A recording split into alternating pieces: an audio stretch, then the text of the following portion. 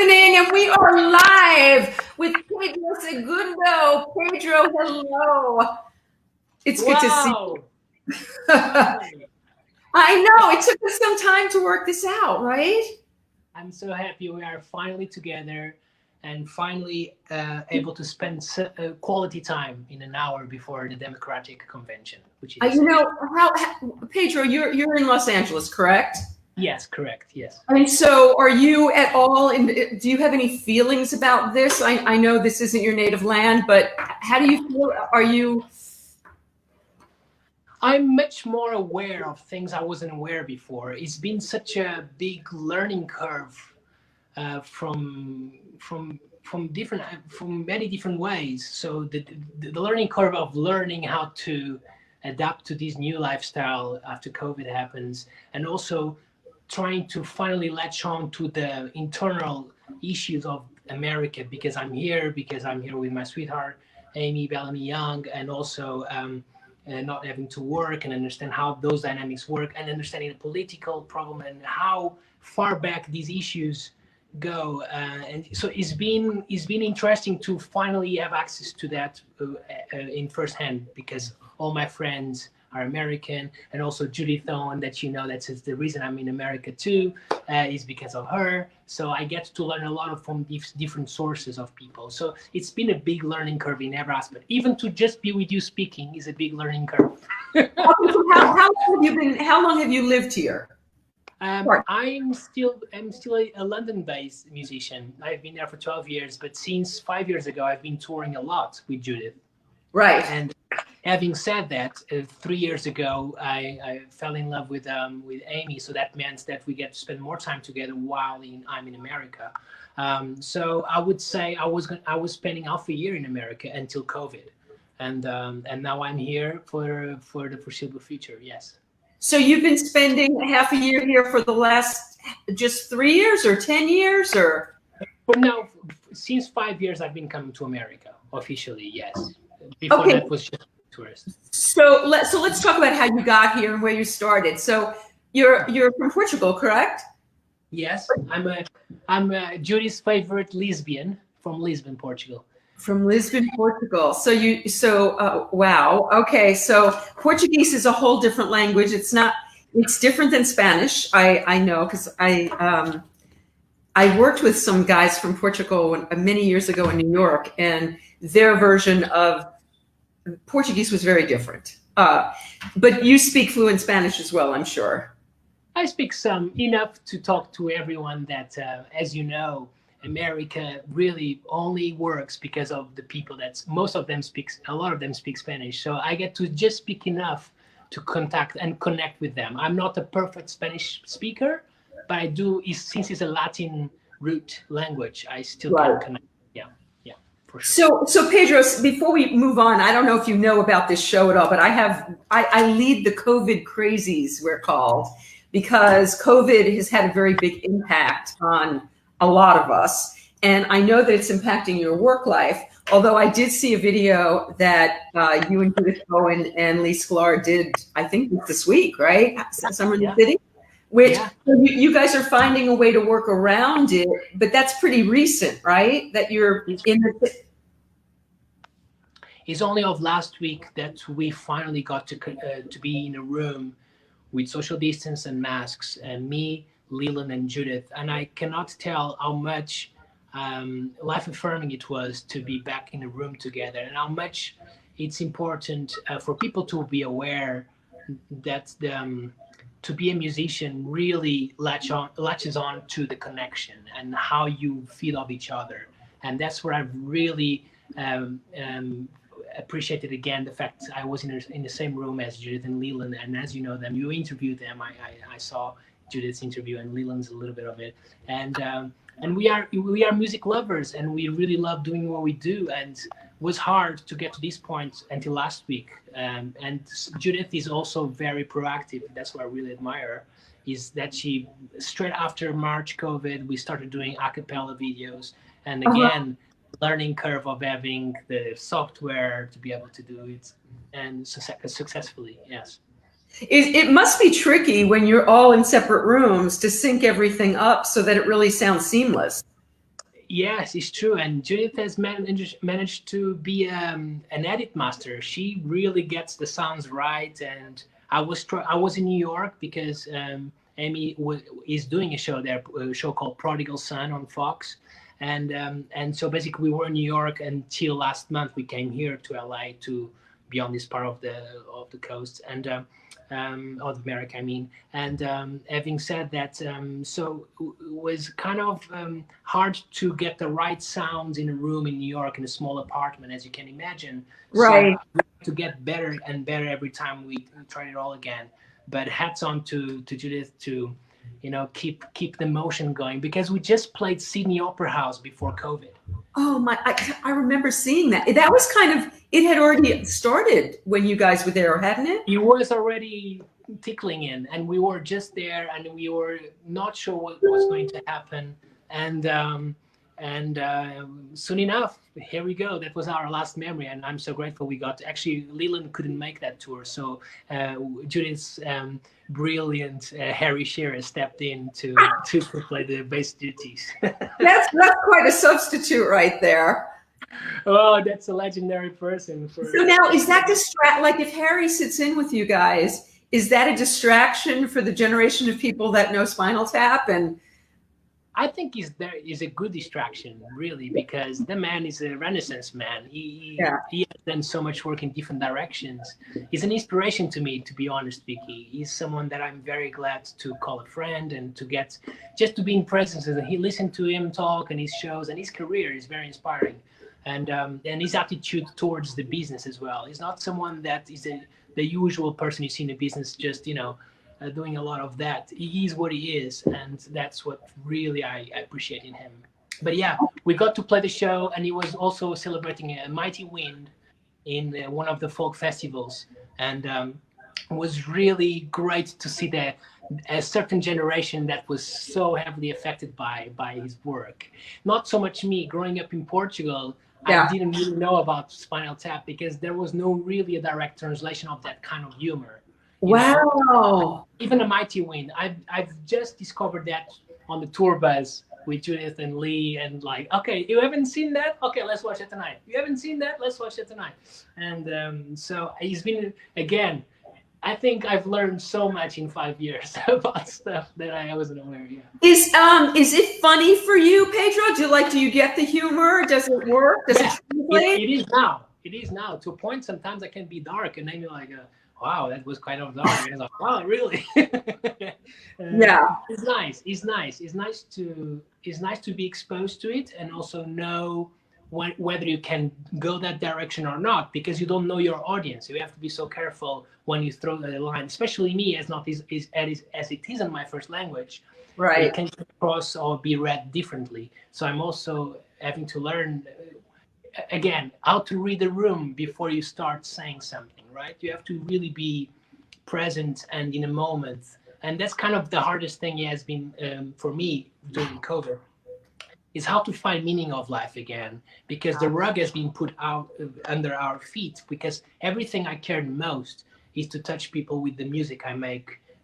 Is it solo? Is it serving the artist music like Judith? I like to serve her music, but yet I'm so interested in connecting with the band and the audience, and that came off my so that's kind of my most present state. You know, when I'm more present is when I'm really on the stage listening every inch, like you saw, I think, when you saw I was just going to say, I saw you at NAMM with Marcus Eaton, and I've seen Marcus quite a bit perform in that recent time, and he had played in my living room a few times, and you were going to come and play with Judith and Lee and with Marcus. You were scheduled right before the rug got pulled out from all of us. You would have been in the living room. Wow. But yeah, I got to see you at NAMM, and I have to say, Pedro, and I'm not blowing smoke, I've seen a lot of people perform. I was a music promoter.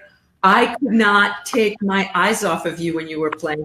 Also, the woman bass player who was with you guys was amazing on that gig.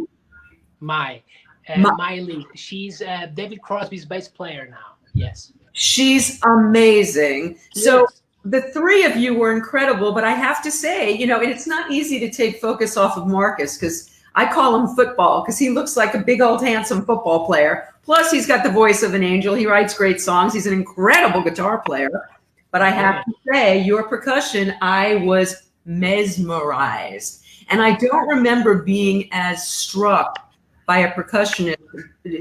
Very few have really have moved me the way you did. And it's just so creative and original. We're going to have, you know what, maybe, how about giving us a little taste now while we're talking?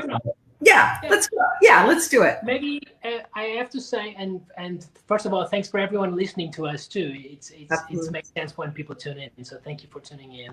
Or if you happen to watch this later, please enjoy. I think I will start with something that made me be where I am now musically, which is when Judith approached me to make music with her. She said, "Pedro, I'm fed up with drummers," and I was like, I totally understand you. And I kind of ironically said that in a way that I know where she's coming from, because I'm a drummer myself, and people still think, you're a percussionist. I don't like percussion and drums. But the approach I'm going to start with, maybe, and then I'll do another piece later, maybe. Yeah. Oh, yes, absolutely. It's basically how to have intensity with less volume, right? So I had to come up with, it's not original, I didn't create this, but this instrument, which is very rudimentary and just a box, started in Ghana, Africa. It was a skinhead first, natural skin first, and then became, in Peru, it developed into a wood instrument. So this is a way to, in music, we are always dealing with yin yang, positive, negative, right? We have the downbeat, the earth, and the top.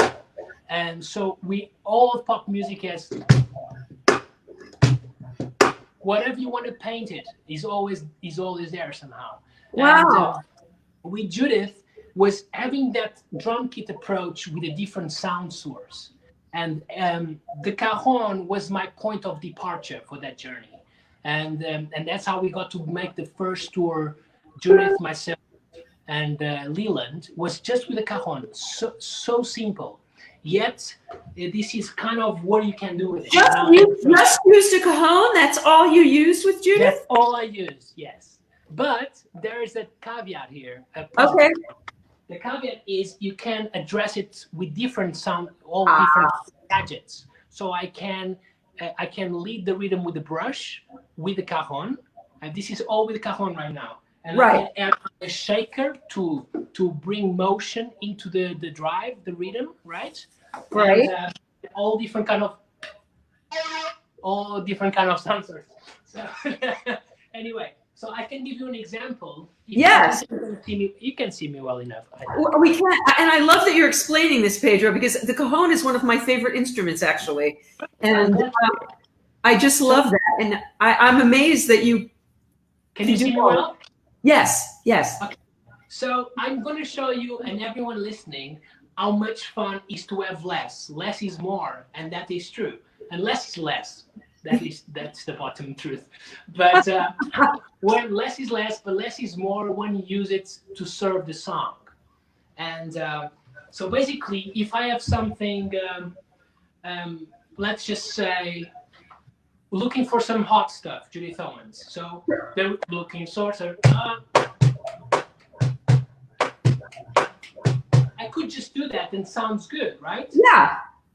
But why don't I start different layers? And I'm going to just play now. I'm not going to talk. I'm going to show you how to build up layers into a potential climax with a chorus, and then come down back again. All right? I love it. I hope you enjoy.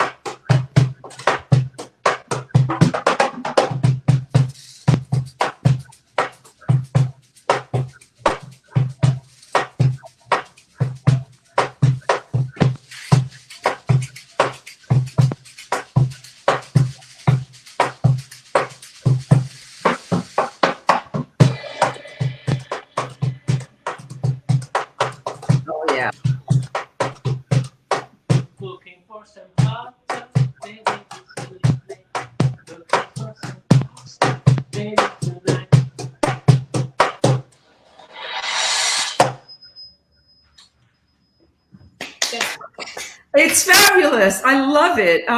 Let's see if I can get us both back on here because I had it just fixed on you. That was fantastic, Pedro. Before we came on the air, you were fooling around with something else, and it was more like a. What was that you were playing before? This is an instrument I happened to come across actually 3 years ago, which is the handpan. And for those folks living in California, this is in California, in Glendale. They're in Glendale. And this is the number 100. And I think, I don't know if you agree with me and if you're a believer of that, but every organism has their own vibration and vibe. And like us people, we feel of each other, and we really know when we feel good next to something or to someone or next to someone. It's the same thing with instruments, and this is a unique instrument that is called a handpan, and I just fell in love with it. Do you want me to play it now for you? Would you please? Would you give us a taste? Because it sounded so beautiful.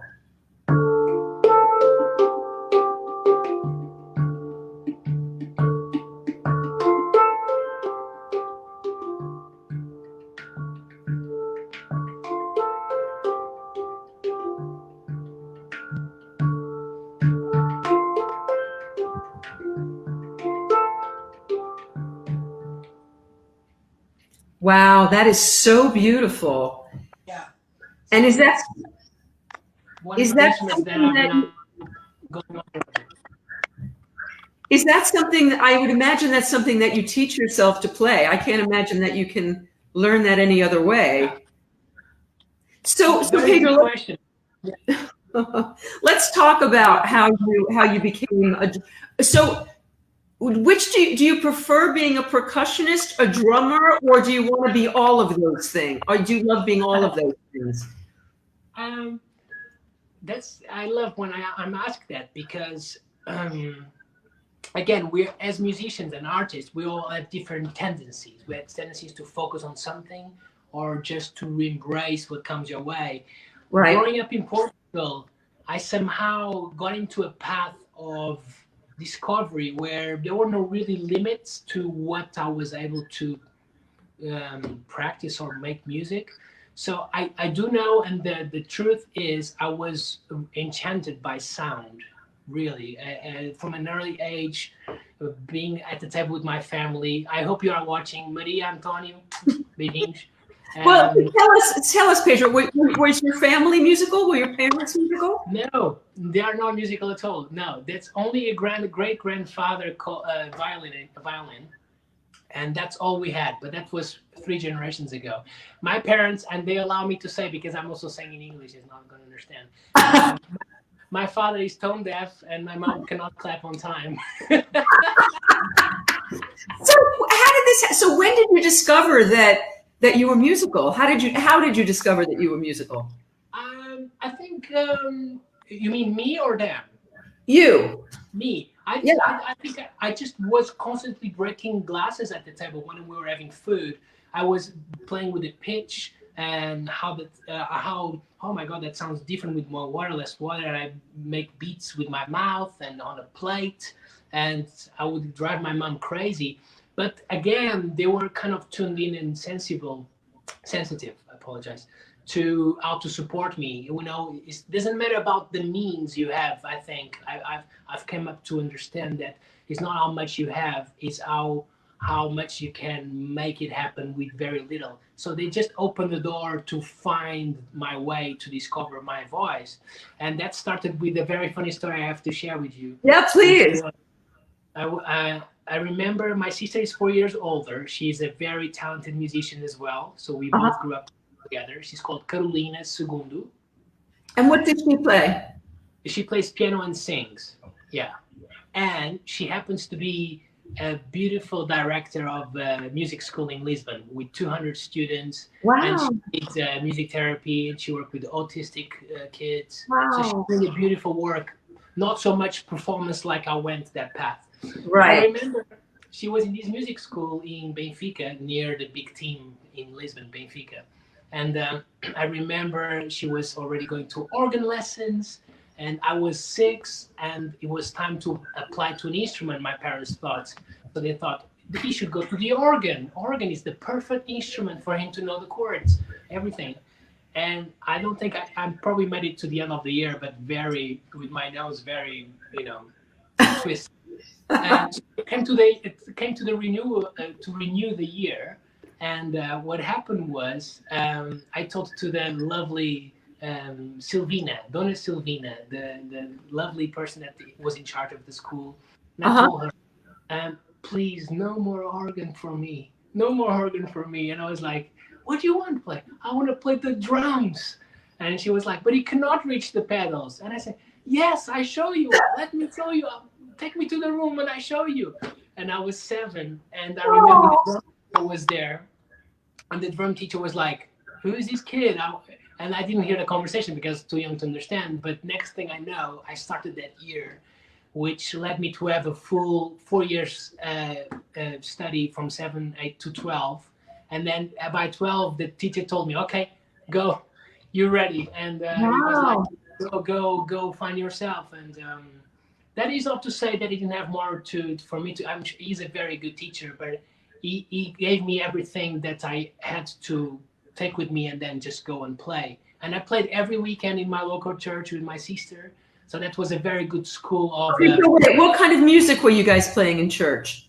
Was just normal, Christian music in the local church there. It was very much part of our growing up. So I'm very grateful to that in the sense that it gave you a lot of chamber music skills, a lot of how to play with others, and also how to be comfortable in your own skin, and also sometimes you take it too seriously, and after all, it doesn't matter, we just do the best you can and try again to connect what really matters to the essence of a song. Or by the way, your sister is on here, somebody just told me.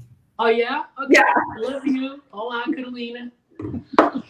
So she's a truly special person because she has great rhythm. She sings really well, and she was really good into voicings, like really reharmonized stuff. So, and to the point that recently I called her, hey, can you help me with harmony? And it was like, Pedro, that's wrong.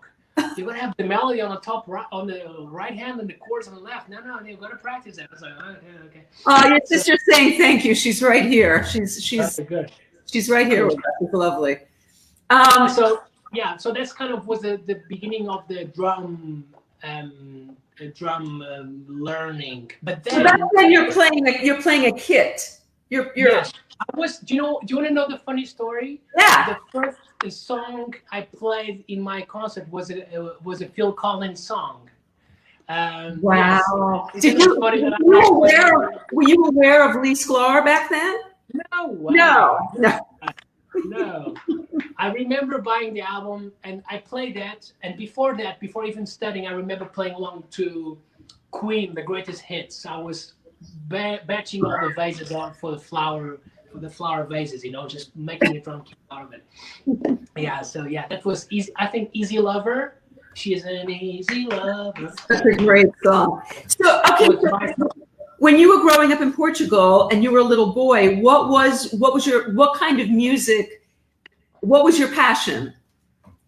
Well, I like to play what I had access to, and that was definitely playing every Sunday from 7 to 12 with my sister, like constantly playing. But as far as my development as a teenager, really developed when I went to the music conservatoire in Lisbon to study classical music. And that was just a year after I started the drum school. So that's why, to answer your early question, how I got into music and to do this and why I prefer one or the other. Right. I cannot answer so easily because straight after I started drumming, I started with classical drumming. So it was timpani, marimba, vibraphone. So I got to play youth orchestras, and I started playing Bach, Mozart, Beethoven, Brahms with the youth orchestra. Wow. At the same time, sometimes in the same evening from 13 to 17, I would go to nightclubs and play Marvin Gaye, Stevie Wonder, and Bill Withers without knowing them. Vicki, you have to believe me. I had no idea who they were. I was just using my ears to tune into. I had no idea who they were, really, honestly, no. Wow. So that was my school, and but I could try to dissect my path very succinctly. It's hard, But I do know that one changing point was when I went to Barcelona when I was 15, and I went to study Afro-Cuban and jazz music in Barcelona for a month, and that's just like, whoa! I want to play jazz, and I want to be a jazz drummer, and I want to play all this kind of stuff that I have access to in Portugal, and it was great. And I must say, Portugal is filled with great talent, and is very healthy talent-wise. Yeah. Pedro, maybe you can answer me. I'm so curious about this. My daughter is actually her boyfriend is a jazz saxophone player. It seems to me that every musician I know is drawn to jazz. And yeah. Why do you think that is? Oh, that's a very easy answer. Do you know why? Because popular music is definitely rooted in the blues, right? And the feel of the blues. So for someone that wants to know more about jazz, everyone should know about jazz in a way that has all the answers of the harmonic structure, the meaning of the song, the meaning of lyric. All the great shows come out of the swing era and also other eras. But so jazz is the meat and potatoes for everything: melody, harmony, truth, and if they want to know more about jazz, go search the source of it. Go to New Orleans. I have a Preservation Hall T-shirt here. Nice. Which is, I'm in love with New Orleans in a way that the first time I went there is like I could connect with, whoa, what was happening, how the street beat, the heavy beat started. How could you go?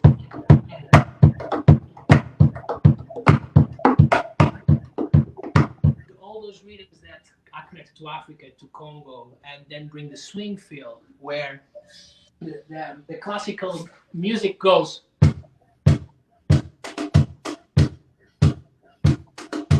As soon as the tradition from military band came into jazz play, it's the same thing, but look.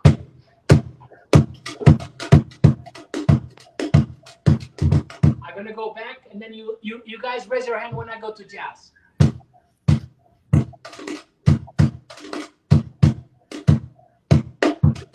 Oh yeah. So it's those little things that made me fall in love with jazz. Is the feel, how it makes you dance, the trumpet feel.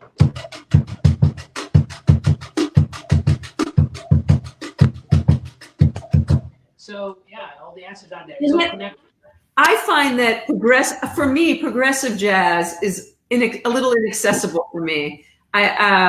Really progressive jazz is just too wide. Like I can't feel it as much as, but I can appreciate the talent that goes into it. But if you're going to, two-part question. So if you have a preference for a music that you want to play and a preference for a music that you want to listen to, what's going to pull you?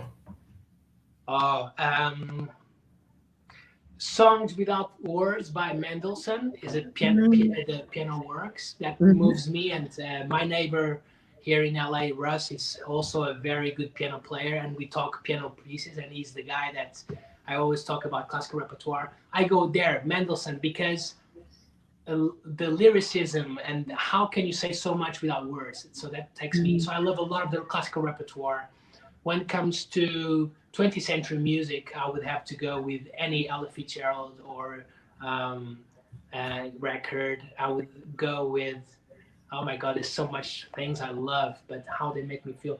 Bernardo Sassetti is a great piano player from Portugal that changed my life when I was in Barcelona, when I listened to his album. And I can write that down later, so you can check it out. But it's so many stuff I love. It's so hard to pin down. But I always. What about popular music, Pedro? When you're listening to popular music, what would you put? What's on your Spotify list or whatever, on your CD player? Let me think.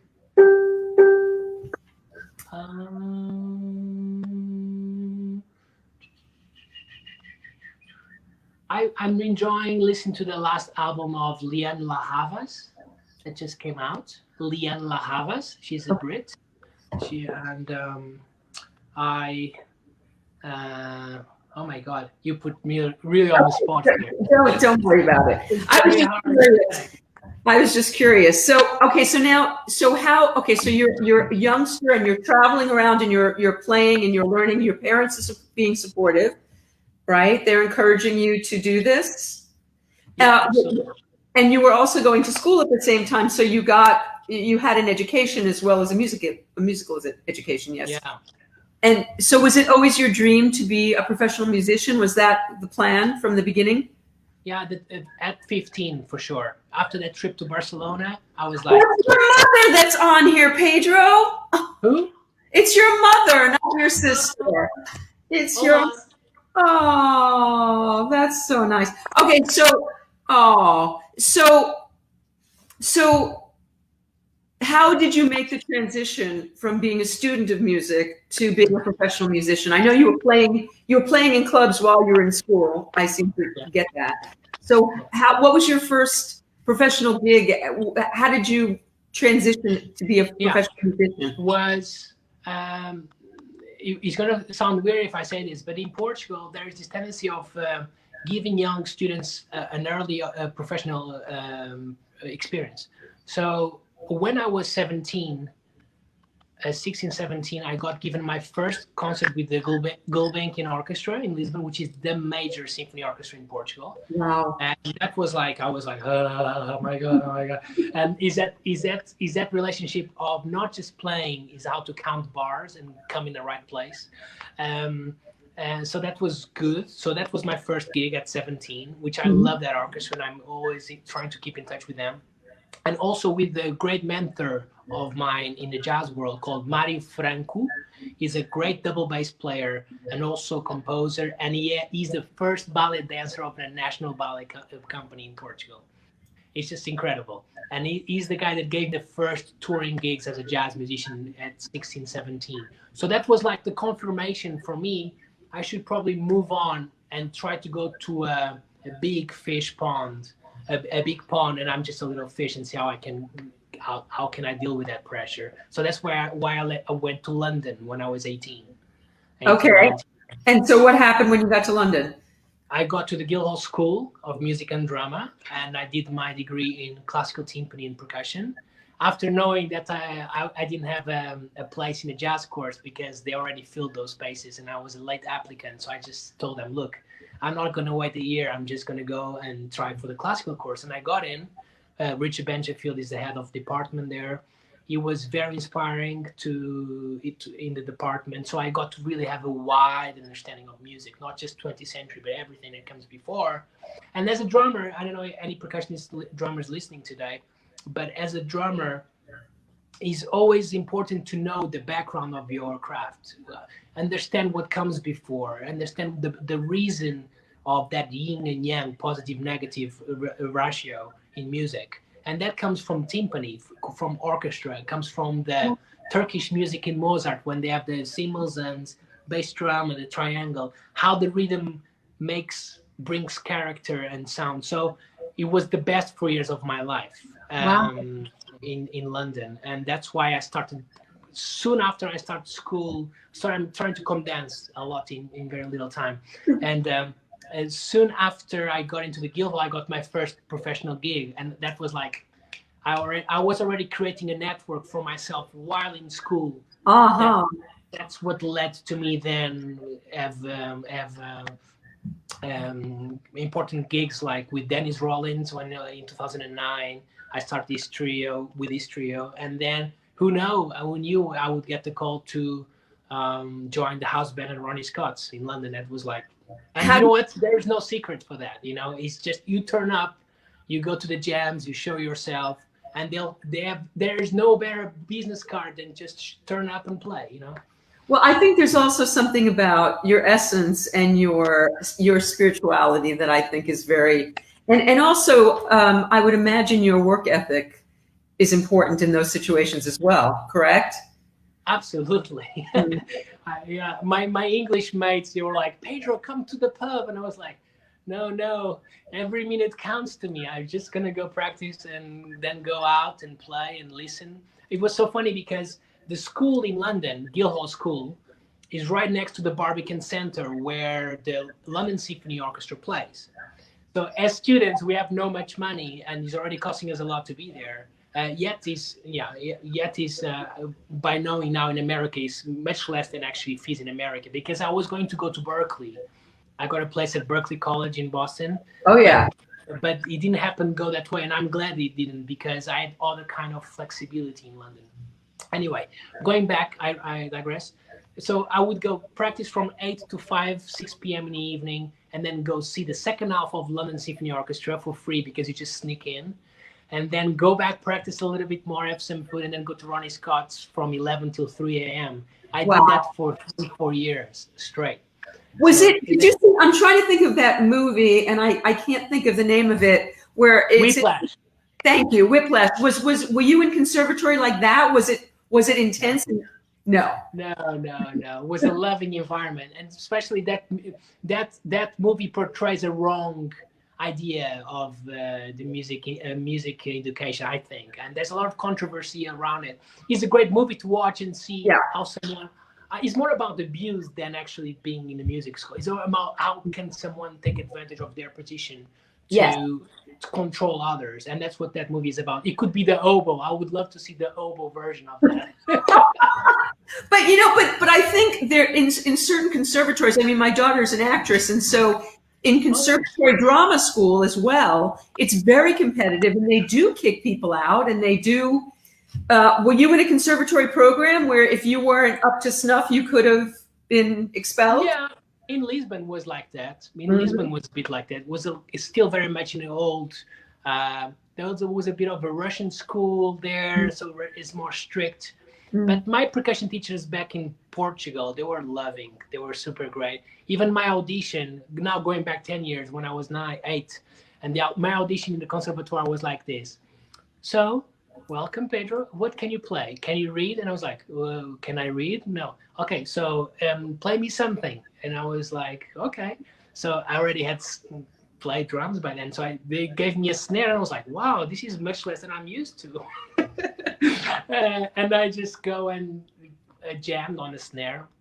And I remember it was a lot of applicants for that place. They only took 30 musicians. And that was it. That was kind of the beginning of that. So so the conservatory was very. Did you freeze? Relaxed. Oh God, relaxed. Pedro, did I? Hello. Hello. Hello.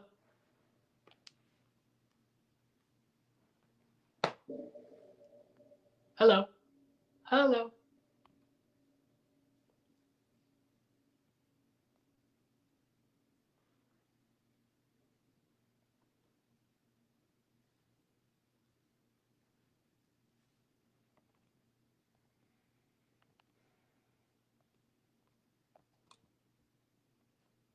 Pedro. Oh God, we were gone for about 5 minutes, and I have 2 minutes. I have no idea why, but we're back. We're back. That was freaky. What was I going to ask you? I was just in the middle. You were in the middle of saying something, or I was in the middle of it. Oh, when did you? Huh? Conservatory, yes. And when did you learn to read? At what stage did you learn to read music? It was very slow, Vicki, actually. I didn't get to reading with confidence until I was 15, 16. Also because, thanks to my sister, Carolina, she gave up her theory private lessons with a gentleman called Israel, like the country. Israel. And basically he gave me 6 intense hours every week. So she gave up that to me so I could get better theory and reading and harmony. And that really put me in a beautiful place of ear training and reading. So that moment, that moment when suddenly you can get StreamYard to work, that moment you go, okay, I got it figured out. That was the point at 15, that was that moment I felt like, whoa, okay, this is empowering. Wow. And I hear so many rumors, don't read, you don't need to read. Why need to read? No, he's the best. Like Leland Sklar wouldn't be the legend if if you're saving people time, it's worth it, Yeah. So I started reading at that time, 14, 15. And it's a joy because now in London very slowly. And I don't know if you're aware, there's a lot of movie sessions in the UK, in London. Oh, I didn't know that. Yeah, actually, it's actually quite more than actually in LA because Wow. of because you would expect they would be recorded more in LA, but because of I don't want to get into much detail, but it's to do with the unions and all that. Right. But somehow for them worth to go to London because again we are good sight readers, and because I sight read, I slowly get some calls once in a while to do some movie dates, and that's really humbling because that's people doing all the John Williams records and not John Williams, not all of them, but all of the major Hollywood sessions are made in London. So that's another side of it that would not happen if it was not for me to be able to read, because also to have the cold blood of just turning into a session, the red light goes on, and you are so comfortable under your own skin. You're just gonna do the job, do what's required, say hello, say goodbye, and let's go home. You know, that's discipline I love too. You know, and yeah, so it's another way of. So how Pedro did you meet Judith? How did that association happen? That was thanks to the great friend and also Judith's musician and cellist, Gabriella Swallow. Gabriella Swallow, so when I got the house drum gig in Ronnie's in 2010, suddenly I got exposed to a lot of people, you know, and people would see me play opening for all the major acts like Wynton Marsalis, and you name it. So I got exposed to that. Somebody tagged Stanley Clark on the thread. Yeah. Have you played with Stanley? I know you've played with. I opened for Stanley. I did the warm-up act for him. Yes, for sure. Yes. Wow. But again, I was too young. There's a lot of not too young. I was there. You are always in the right place at the right time. And that's what I believe in. And I was trying to observe as much as I could, and also enjoy the opportunity of being there and be proud of it, even though I was on the learning curve then. But yeah, I do remember. Stanley Clark, that's for sure. And I lost the thread. What were you saying? We were talking about we would go on the way to how did you meet Judith? How did that whole association happen?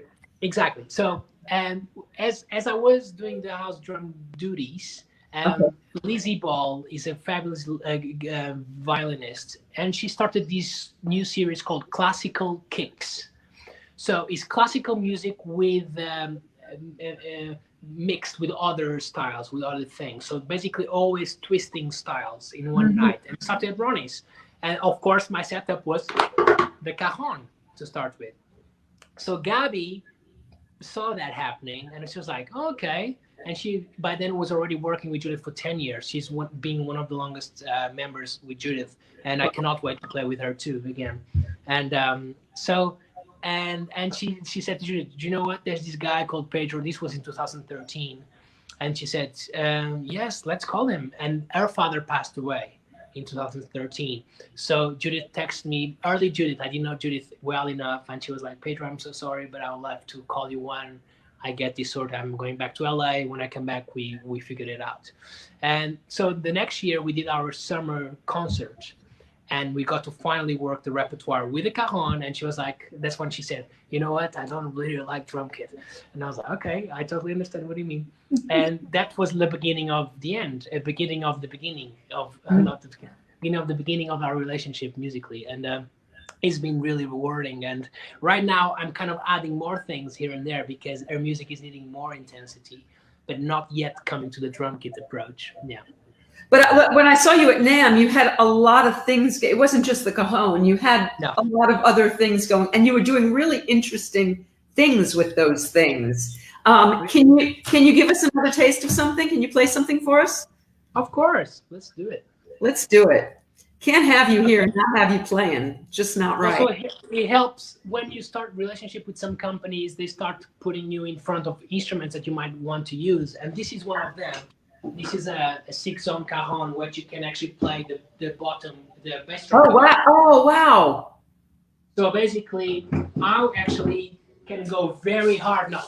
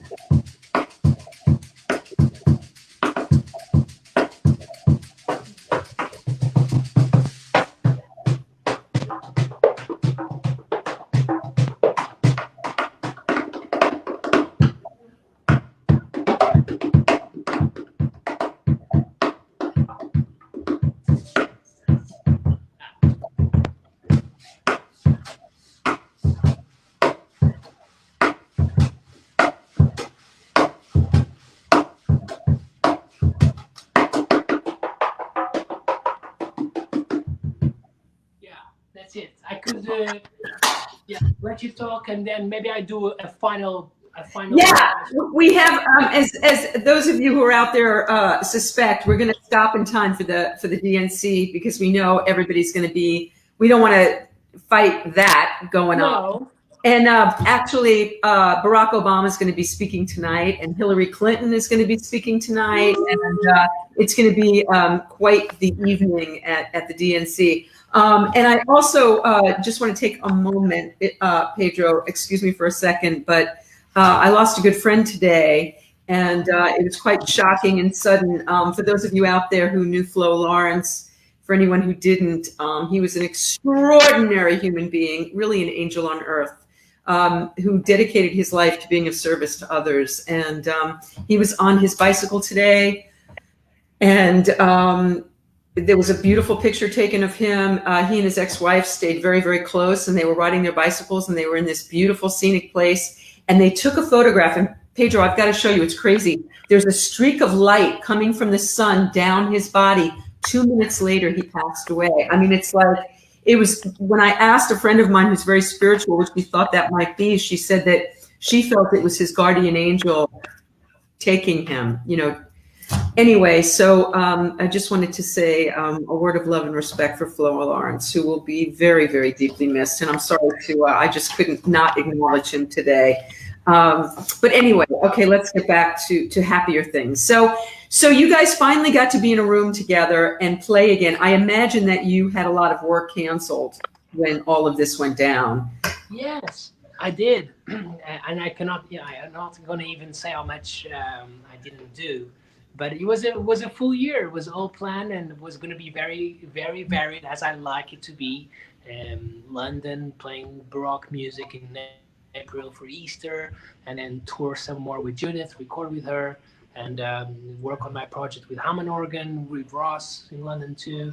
Go to Portugal as well to play with Judith Rezende. It's been so nice because of you. You've made me really go back and look around what I've been doing, and I'm very happy to have people around that I really love to work with, and that's kind of what all comes to, is to. And also, you attract that, I guess. You know, you attract what you wish for. So I always wanted to be surrounded by good people and better people than me, so I could raise up my game. And also, when I was in Ronnie's, even when I started Ronnie's, because I have to clarify, I'm no longer doing the house drum duties because I started traveling so much around 2012, 13, 14. I had to. It was a very natural way that happened, but. Yeah, very grateful, and thank you, Ronnie's. But I always said to myself, I want to make music in every corner of the world. I actually wrote that down. I was like, this is how I feel like. And it's, be careful what you wish for, right? Because it's really happening, and it's happening in a very organic way. And I'm surrounded by, again, by great musicians that, I mean, it's just I couldn't ask for better, really. But this COVID has made us to reflect, and thankfully I'm not. I always learn to never live week by week. So I did have some money saved, so I can now not be total struggling as soon as that was possible. So, but I fear for my fellow musicians that live gig by gig, especially in cities like London, New York. It's so expensive, or any big town.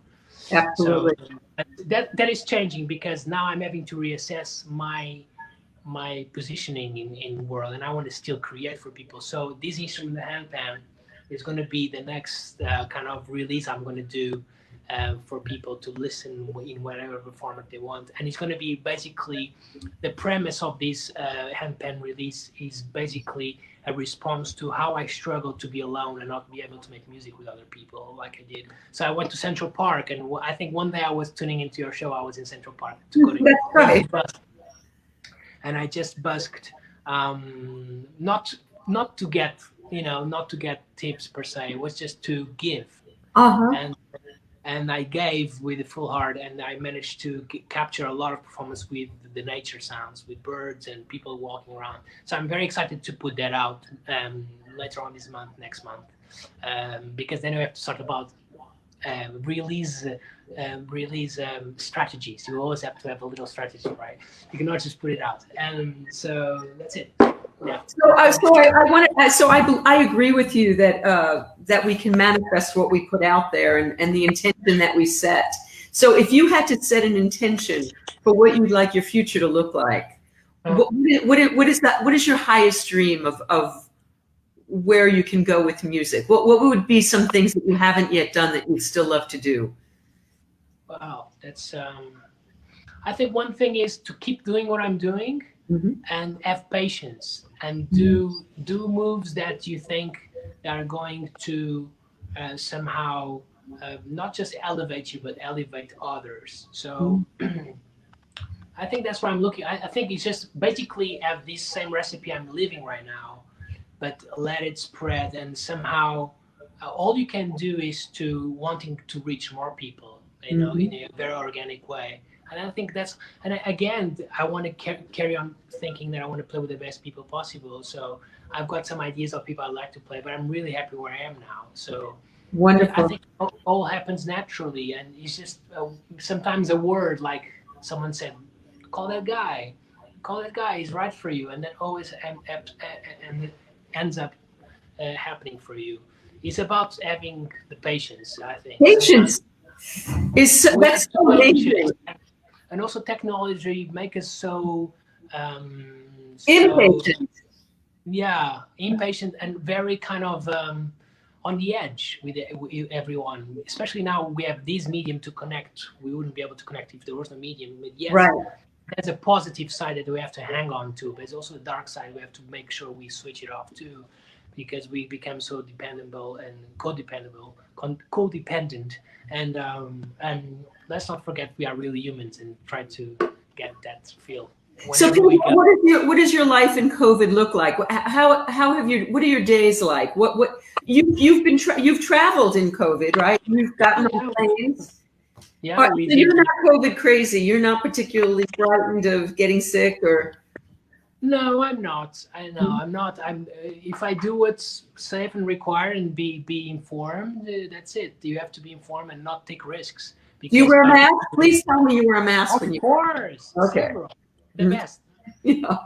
The best. So you're using this in a very creative fashion. You're going to put new music out in the next month or so. You're playing again with Judith. What else can you do if it looks like we're going to be doing this for another many months? What else can you do in COVID? I think I've learned a lot of things, and one thing I learned I love to do is to cook. And Amy's vegan, so she's vegan, so I'm learning a lot of vegan, and I improvise. I just do on the spot, and sometimes I wish I had a bit more of production skills to just film everything and then edit it out. I just didn't have patience for it. And so basically, but that's what I've been doing. I love cooking. I love sharing knowledge. So I have I have some private students I love to have and take them under my arms and say, hey, let's work on this, on that. So I'm enjoying that. Maybe I will make that more official because I just I like to give lessons when it's a very specific kind of mission. I want to make sure I can either open one or direct to a specific thing. So while we're here, I'm doing a lot of painting. I paint houses now. And so while we're here, so if there are those listening who might be interested in studying with you, it's something that you can you do it via technology? You can do it this way? Yeah, I'm definitely using that. I'm using Zoom. I have 2 cameras, and I can definitely take a student and actually have very good results. My student in London that I have is really doing really well, and I'm very happy with his progress. And also, it's not just about teaching and passing on. It's just, nurture, also grow as an individual, depending which age you are. But I love to understand the human being you're dealing with, to see how can you make them think of bigger things. Because music is different. Yeah. Did you have mentors when you were? Yeah, I did. Yeah, I did several. And one of the best mentorship I had was in Iceland 10 years ago. Wow. I did a course in Iceland for the masters in Guildhall. And it was all about leadership course, how to go into a community and build something up from scratch with a community, with social skills and musical skills. How to get you to make a show with me in less than 3 hours? No problem. We can just come up with the material right then. Okay. And kind of something I worked and I love. And as a musician, as an improviser, I think that's where I really am. I'm an improviser at heart. I can just tell a story, a narrative, not so much in this format. Today was very much more isolated in one thing. Maybe at the end I'll develop. Yeah, we're actually coming to 6 o'clock, so I'm going to have you play again. But finish your thought that you were saying, because I think that's really important. Yeah. So yeah, leadership. That course in Iceland really helped me to have leadership skills to then adapt to any group environment. So I deal a lot with groups sometimes. I go to a school. I was in Poland last year. I had 25 students with me. I got them to improvise and how to feel the beat, because it's all about connecting to movement. And do you know what? Sometimes, Vicki, people tell me, I have no time. And I say, you have time because you can walk. If you can walk, you have a pulse. So you have time. You know? Because the motion is there like a heartbeat. So you can play with that. Speaking of time, how thrilling is it to play with someone like Lee Sklar, who has got time like nobody's business going on there? I mean, you two really work beautifully together. And he has such good time that we can play with the time a lot. We play with our time a lot. That's wonderful. Yeah, it's fun. It's a privilege. Pedro, thank you so much for doing this. I'm so grateful. And it's been so lovely to get to know you a little bit, because I didn't know about this whole spiritual side, but it makes so much sense, because I think that's what moves me so much about your music, is there is so much soul in everything that you do. I can feel you when you play, and I think that's what pulls me to it. So I'm a big fan, and I thank you so much for doing this. And so play something for us before we go watch some politics and hit our heads against the wall. Okay. This probably is going to be inspired by your friend that just passed away. So this is for him. Oh, thank you.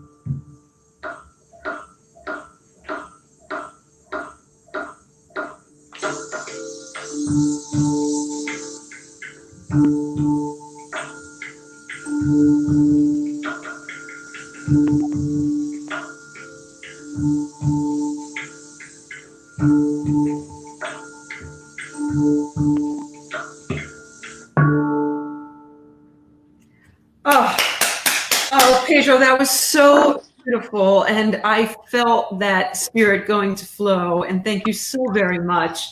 Thank you for doing this. It's been such a pleasure to get to know you. And I can't wait to see you play live again, and with Lee and with Judith and with Marcus, and to have you in my living room. And I look forward to that day.